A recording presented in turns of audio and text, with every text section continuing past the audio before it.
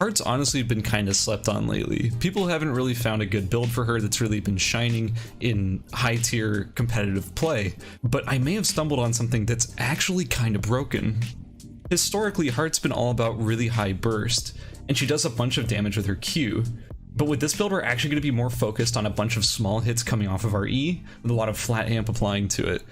Now, as for the weapon of choice, we're going to be going with Purple Haze. The reason why I'm choosing Purple Haze over Stairway to Heaven, which is sort of the other decent spell amp guitar, is because Purple Haze brings far more attack power and just a little bit of extra skill amp.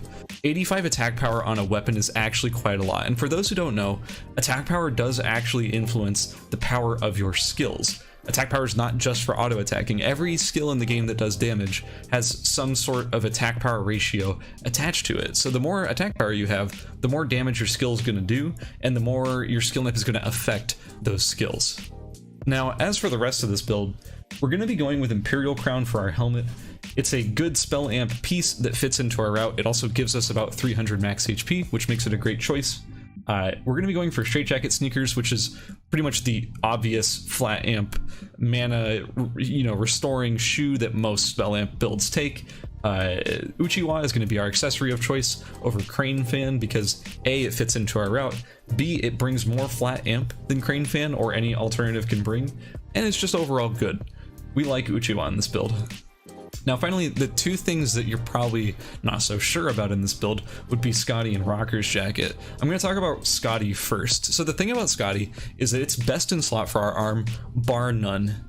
The only two other options I would really consider would be Sword of Shah Jahan, which is pretty good, but not as good as Scotty, and Dropnir, which is a very glass cannon-y type arm. It brings no defensive stats for max HP, it brings not as much spell amp as the Scotty does for us, so overall we would really much rather just have Scotty. And honestly, this build is strong enough that you really can contest the tree in the mid game. Now, as for Rocker's Jacket, the thing about Rocker's Jacket is it actually brings a lot more to this build than you'd expect. It brings healing reduction on skills, which is something that we're going to be foregoing by not running a Crane Fan, so this is perfect for our chest slot. It also brings us 30 more attack power, which means that our skills are going to be doing even more damage. It brings us, and here's the spicy part, it brings us a lot of out-of-combat movement speed, which is great for this build because we're going to be using our E offensively for damage, which means it's not going to be available for us for chasing as much. So this out-of-combat movement speed on Rocker's Jacket gives us that extra chase potential that you wouldn't have otherwise. Now, as for the route, this is where things get really tricky. The thing about this route is that it's actually completely freeform. The stuff you've been seeing on the screen so far, while yes, it covers all the items in some order, it doesn't necessarily have to be done in any particular order, nor does it even have to be these zones. The thing about this route is that archery range just delivers us paper and iron balls. So when we're starting there, we're just trying to grab paper and get out. Now the thing is that after you go archery, you can either go to alley or school, and they're both fairly similar in what they bring you. You can either go to alley and get your chain and get some hammers and get some lighters, scissors, etc. But the thing is, you can also go school to get your scissors and lighter, and then go pond afterwards anyways, which you're going to be doing. Even if you go alley, you're still going to be going pond afterwards anyways, which is where you could get hammers too. So it doesn't actually matter if you go to alley or school. The only difference is that you're going to end up with a chain or not. And if you go school, it's generally an easier to loot second zone because there's a lot more people starting alley. So either option's fine, it just depends on how much you think you can get out of alley. If you're seeing too many people spawning in alley, I would recommend just switching to school as your second zone and just ignoring alley altogether.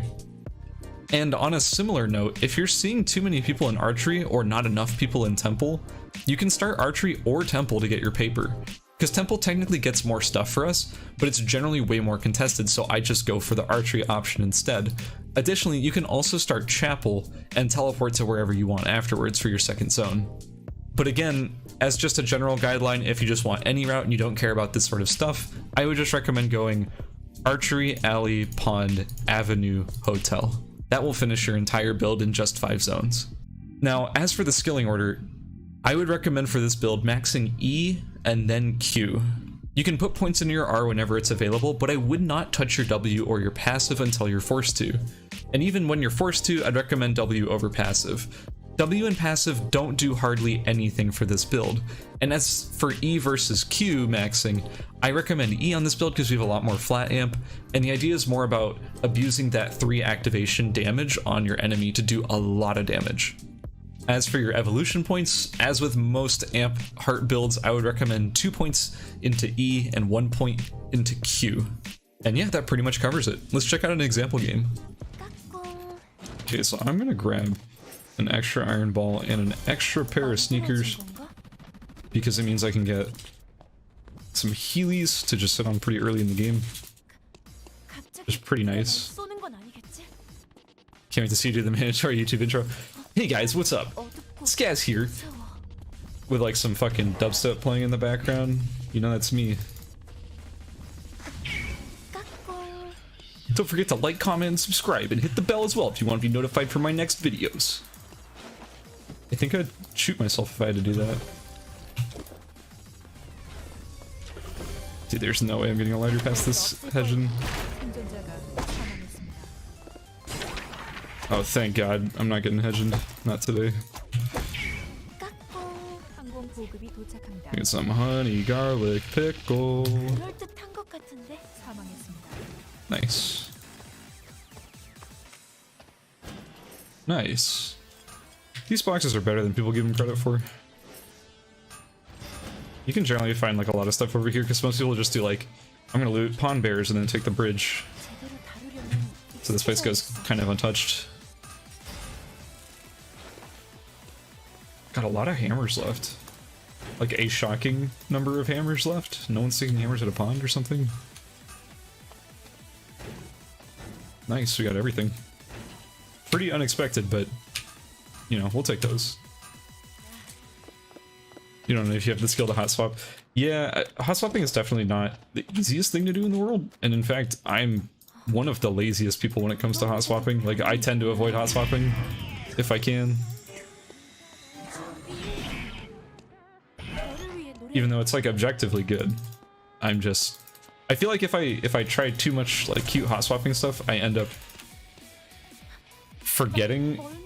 Like it makes another aspect of my play worse. Like I'll spend too much effort hot swapping and then my skill play will just be, you know, poor. Things like that. Oh, what a teleport. We absolutely take those.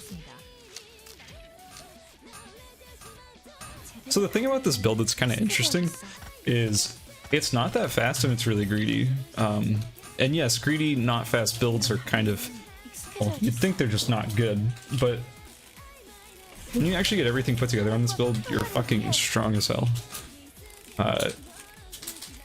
However, it can be a challenge to get it all put together. Oh, we missed. Oops.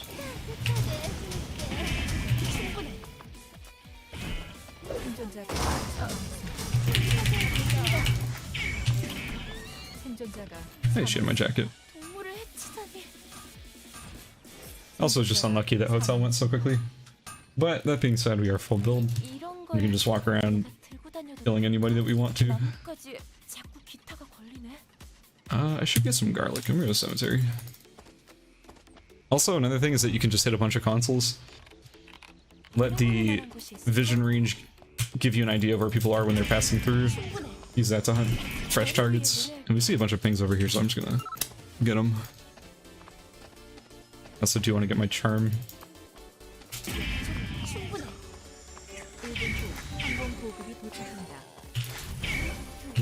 Where? Oh, right there.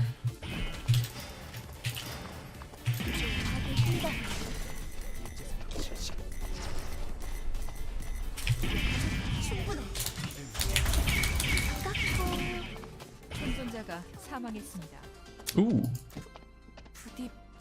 Yeah, nice. Not bad. There's lots more things in hospital, so I'm gonna go chase those soon.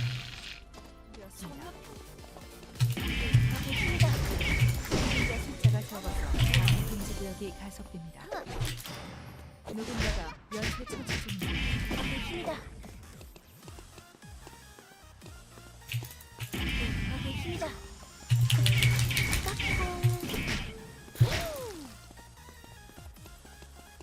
대박의 힘이다.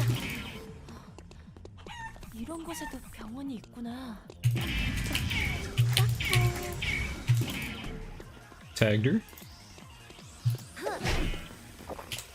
대박의 힘이다. 누군가가 연쇄 처치 중입니다. So this is what I was saying when I said, like, now we have the chance to run at everybody in the lobby and kill them with impunity, because this build is extremely powerful right now. Once you finish it, you're just like actually in god mode. It's pretty ridiculous. But the risk is that it's a very hard to finish build. Okay, so Wick's up, she's an Av. I think I'm gonna ooh, I'm gonna kill this kill first, actually.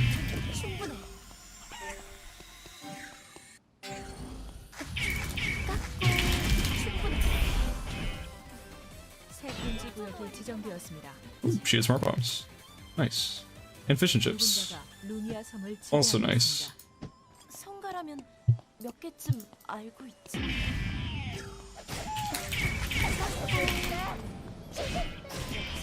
진짜야. 충분해.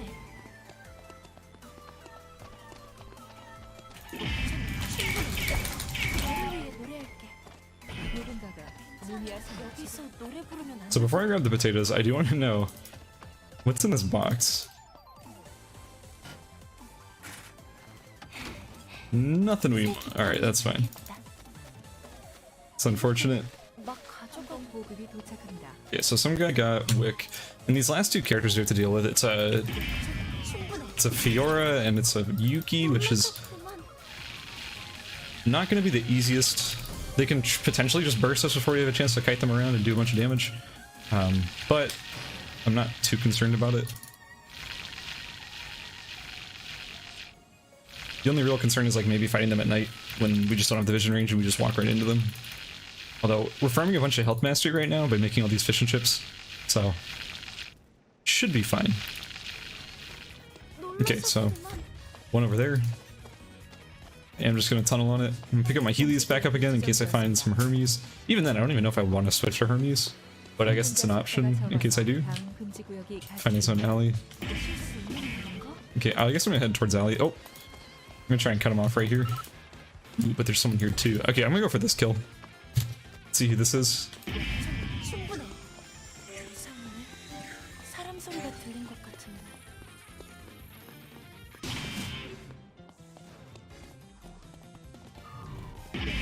충분해. Tagged him.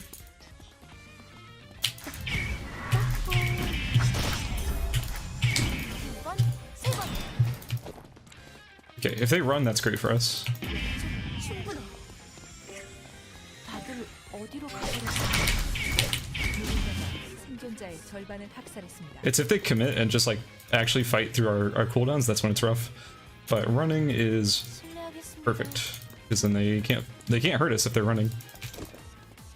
So that was the guy that got Wick too, by the way, so there's no Wick buff to play around anymore. It's just gonna be us versus this Yuki with really no advantage on his side. Oh, is he gonna run away? If I see him come in, I'm just gonna start putting the smart bombs down. Though I think he's gonna go around. 1분 후 Why does the camera have more priority than a corpse? 보안 콘솔 God, I wish I knew. 안전지대로 설정됩니다. Sometimes the game just is weird like that. Like looting things that are stacked is just like kind of miserable. 깎고 한 발만 나갈 줄 알았지? 대박의 힘이다.